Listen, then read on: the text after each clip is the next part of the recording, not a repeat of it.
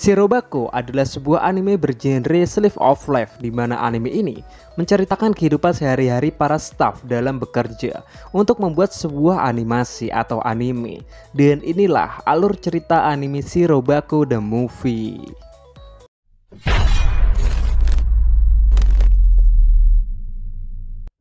Cerita dimulai di mana sang karakter utama kita, yaitu Miyamori, sedang tidur di kursi. Tempat tersebut ternyata adalah tempat di mana Miyamori bekerja, dan perusahaan tersebut adalah Musashi Animation. Kemudian Miyamori pergi ke sebuah ruang meeting untuk menonton anime buatan studionya yang sekarang sudah keluar season keduanya. Anime tersebut adalah Treat Ariel Grill Squad, yang dimana season keduanya ini dibuat setelah 4 tahun dari perilisan season satunya. Ya, Shirobako Movie mengambil latar cerita 4 tahun setelah season satunya dibuat. Dan selama 4 tahun tersebut banyak hal-hal yang sudah berubah nih, di mana tempat bekerja tersebut sudah tidak seramai yang dulu.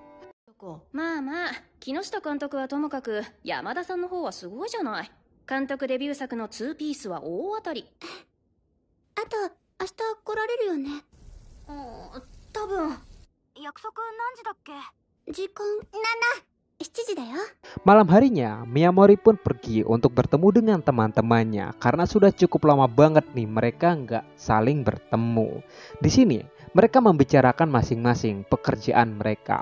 Well, di sini pekerjaan mereka itu masih ada hubungannya loh dengan pembuatan anime.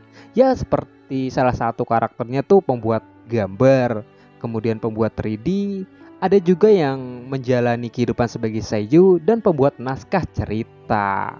Sebenarnya, mereka itu memiliki tujuan untuk membuat sebuah anime buatan mereka sendiri. Dan itulah alasan mereka mengambil jurusan yang masih ada hubungannya dengan pembuatan anime. Tapi nih, impian mereka tuh masih sangat cukup jauh. でも、七福神にどれだけ近づいたのかな。ごめんね、ムサニの仕事手伝えなくて。全然。第一ムサニ今仕事ないし。 Keesokan harinya, saat pergi ke kantor, Miyamori diajak oleh salah satu rekan kerjanya. Dia adalah Watanabe. Di sini Watanabe menawarkan sebuah proyek anime baru kepada Miyamori dan mendiskusikan hal tersebut. Karena proyek sebelumnya tidak baik, maka mereka tidak bisa sembarangan untuk mengambil proyek tersebut. Kalau mereka gagal lagi nih, maka perusahaan Musashi akan jatuh bangkrut. タイマス事変の後は仕事がないからスタッフが抜ける。スタッフが抜けるから仕事が受けられないのは悪循環ですけど。タイマス事変な。 Proyek anime tersebut adalah Diva, dan jika setuju untuk membuat anime tersebut, waktu yang mereka miliki hanyalah 10 bulan saja, yang mana aslinya butuh waktu 2 tahun untuk membuat sebuah versi teater menjadi orisinal. Ya, bener-bener mepet banget lah waktunya.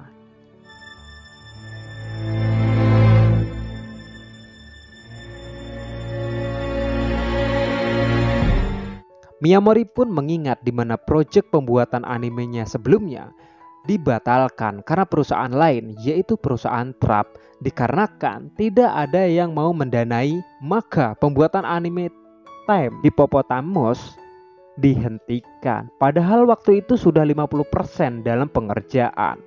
Di sini perasaan Miyamori dan yang lainnya sangat sedih banget. Ya iyalah, udah hampir jadi gitu, 50% berjalan terus tiba-tiba dibatalkan, kan udah habis tenaga dan waktu juga kan. Ketika semuanya berjalan lancar tapi di tengah jalan hancur semuanya dan membuat keuangan perusahaan menjadi tidak baik. Dan itu membuat para anggota lainnya untuk mencari pekerjaan di studio lain.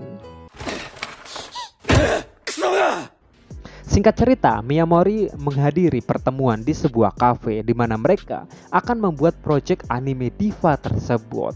Dan perkenalkan, dia adalah Katsuragi. Dia sebagai produser dan memperkenalkan produser baru yang akan ikut membantunya nanti. Namanya adalah Miyai. 彼女宮井、今回の件を前任の三毛淵から引き継いで担当します。宮井と申します。よろしくお願いいたします。Well, di sini jabatan Miyamori adalah sebagai produser juga. Produser ada banyak karena tiap-tiap dari mereka tuh memiliki tugas yang banyak.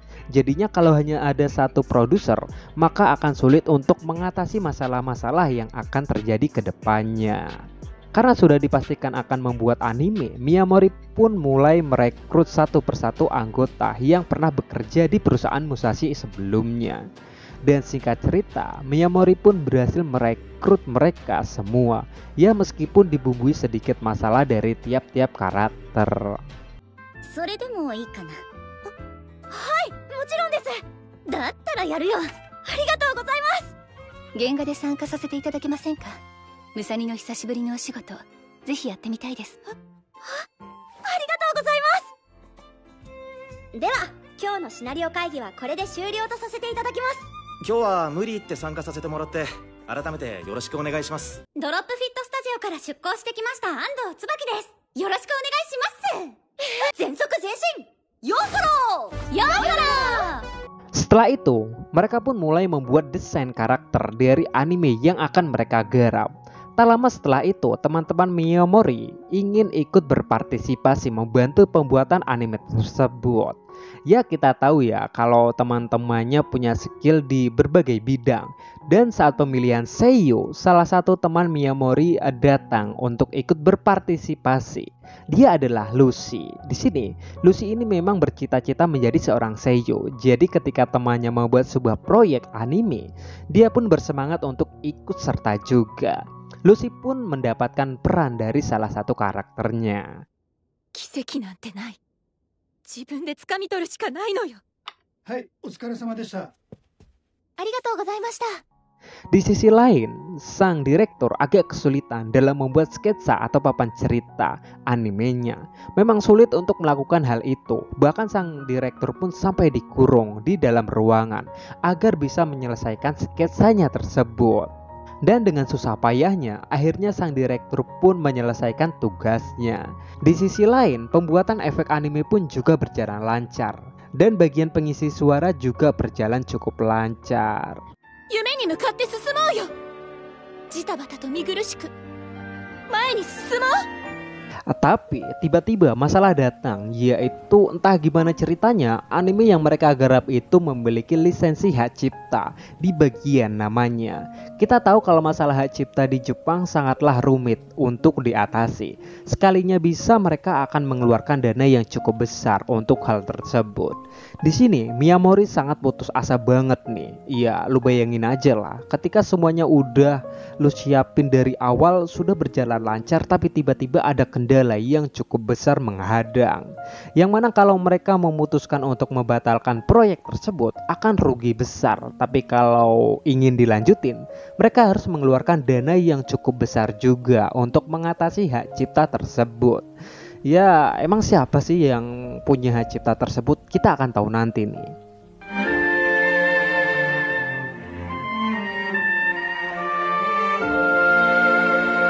Dan saat di kantor, Okitsu datang dan mengajak Miyamori untuk pergi ke suatu tempat dengan menggunakan kimono.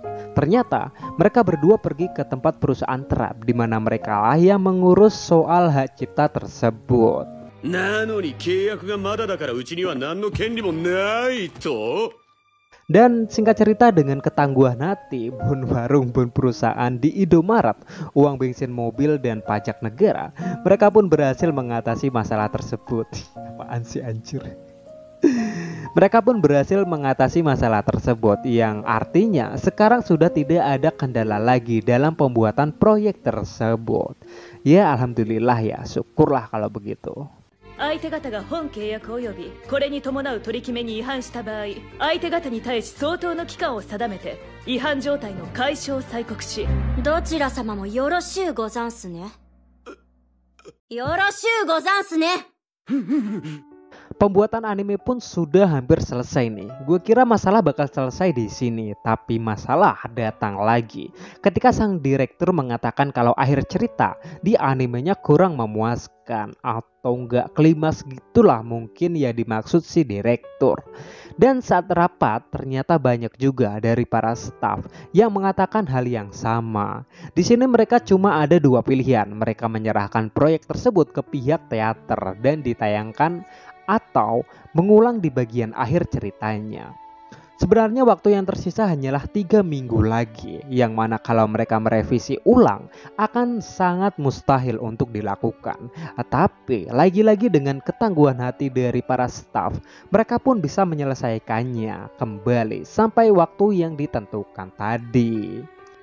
異論はありません。後で倍返しね。髪の毛切りに行く予定だったんだけど、こうなったら最後まで付き合うか。 Dan pada akhirnya project anime movie Shiva pun berhasil dibuat dan ditayangkan di bioskop. Cerita pun ditutup dengan Miyamori dan teman-temannya menonton anime buatan mereka di bioskop dan tamat. どんどんドーナツ、どんどん行こう。 Sedikit catatan nih, kalau kalian nonton langsung movie-nya, ini di bagian akhir masih ada cerita tambahan di mana masing-masing dari tiap karakter yang ada di anime ini menjalani kehidupan sehari-hari setelah proyek animasi Diva dibuat.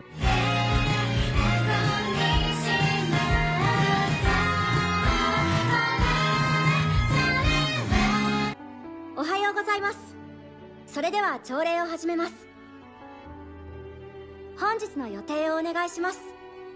Well, keseluruhan ceritanya bagus, dibuat menjadi sederhana, yang mana kalau asli pembuatan sebuah anime itu lebih rumit dari yang kita lihat di anime ini. Dan juga gue suka dengan scene bucinnya sebagai pelengkap dalam cerita anime ini. Ada juga scene di mana Miyamori saat terpuruk, dia bukannya patah semangat tapi justru sebaliknya. Karakter utama kita ini sangat pantang menyerah sekali. Pelajaran yang bisa kita ambil dari anime ini adalah sesulit apapun masalah yang sedang dihadapi, yang awalnya mustahil bagi Miyamori dan teman-temannya yang bercita-cita untuk membuat sebuah proyek anime. Ya kalau nggak dicoba dan berusaha dan terus berusaha, maka kita tidak akan bisa melakukannya. Dan sampai jumpa di alur cerita anime selanjutnya.